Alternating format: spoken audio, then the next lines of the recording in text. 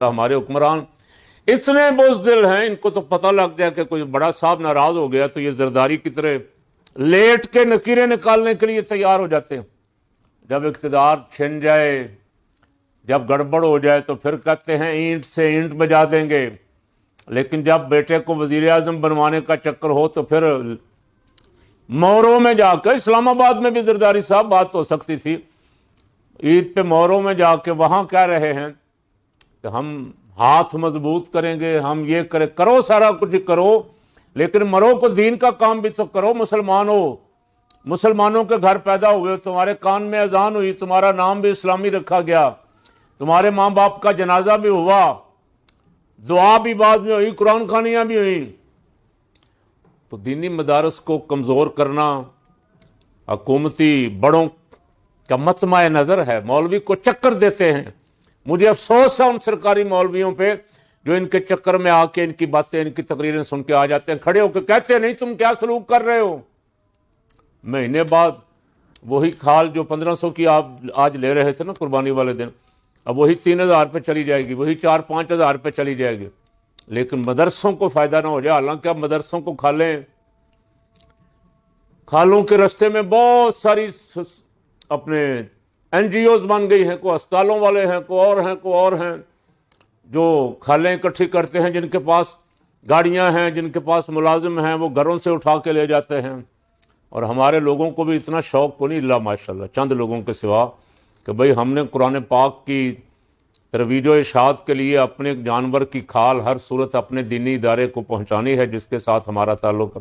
یہ شوق بھی اب اللہ ماشاءاللہ آہستہ آہستہ ختم ہو گیا۔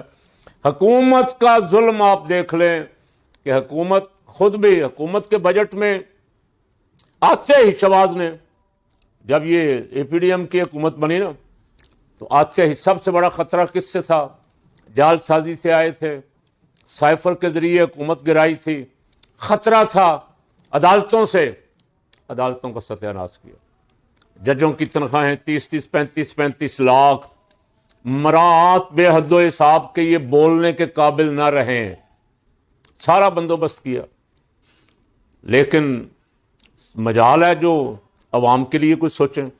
عوام کے لیے اگر سوچتے تو میں نے دیکھا کہ بہت سارے لوگ بولتے رہے کہ یہ آئی پی پیز کو جو اربوں روپے سالانہ دے رہے ہو، بجلی پیدا بھی نہیں کرتے، وہ صرف ان سے معاہدے ہوئے ہیں اور پیسے ان کو اربوں روپے مل رہے ہیں۔ 1000 دفعہ سوچا گیا کہ ان کو بند کیا جائے، روکا جائے، غریب کو کسی طرح کوئی فائدہ پہنچایا جائے، لیکن اس طرف نہیں آئے حکمران۔ آئے نہیں، کیوں نہیں آئے؟ اس لیے کہ وہ ساری کمپنیاں آئی پی پیز کی بڑوں کی اپنی ہیں، کسی خاندان کی 26-27 ہیں، کسی کی 12-13 ہیں، کسی کی 10-15 ہیں۔ روکنے والا تو ایسا ہے جس کی کوئی کمپنی آئی پی پی نہ ہو، جس کی شوگر ملیں آپ دیکھ لیں، شوگر ملیں لوٹ رہی ہیں، کوئی پوچھنے والا نہیں، اس لیے کہ وہ بڑوں کی اپنی ہیں۔ مدرسے بڑوں کے اپنے، مدرسوں سے کوئی دلچسپی ہے ہی نہیں، اور مدرسوں والے بھی اتنے پہ راضی ہو جاتے ہیں کہ کوئی وزیر آ جائے، کوئی تبکی چھپکی مار جائے، کہے ہمارے ان کے بڑے پرانے تعلقات ہیں، ہمارے ابا و اجداد بھی مدرسے کی خدمت کرتے تھے، ہمارا بھی تعلق، بس اتنے پہ خوش ہو جاتے ہیں۔ بار بار حکومتوں سے معاہدے ہوئے۔ 26ویں ترمیم میں مولانا فضل الرحمان کے گھر لائن لگی ہوئی تھی، زرداری آ رہا ہے، بلاول آ رہا ہے، نواز آ رہا ہے، شہباز آ رہا ہے، کبھی کوئی منسٹر آ رہا ہے، رات کو اس بیچارے بیمار آدمی کو سونے بھی نہیں دیتے تھے۔